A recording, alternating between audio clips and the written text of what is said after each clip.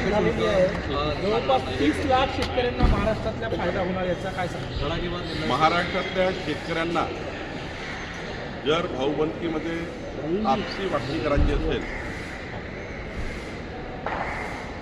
शेतीमध्ये त्यांना आपले गावाचे आपसामध्ये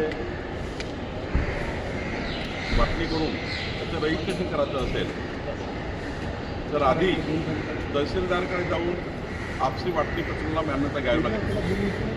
तहसीलदार जोपर्यंत आपसी वाटणीला मान्यता देत नाही तोपर्यंत आपसी वाटणीचं डॉक्युमेंट रजिस्टर करता येत नव्हतं. कालच्या सुधारणेने आता शेतकऱ्यांनी शेतीची आपसी वाटणी केली की सरळ मुद्रांक निबंधकाकडे जायचं आणि 500 रुपयामध्ये रजिस्टर वाटणीपत्र करून घ्यायचं. कुठली नोंदणी फ्री, कुठलंही शुल्क लागणार नाही आणि त्यामुळं शुल्क नाही, त्या ठिकाणी कुठलाही नोंदणी फी नसल्यामुळं 500 रुपयाहून मात्र आता सरळ शेतकऱ्यांना आपलं डॉक्युमेंट रजिस्टर करता येईल. तहसीलदारकडे जाण्याची मात्र आता गरज आहे. कधीपासून याची अंमलबजावणी? कालपासून अंमलबजावणी सुरू झालेली आहे.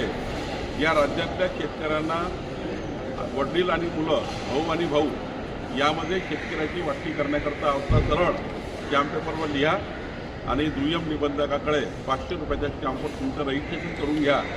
रजिस्टर डॉक्युमेंट होईल. तहसीलदारकडे जाण्याची गरज आहे. महिला आरक्षण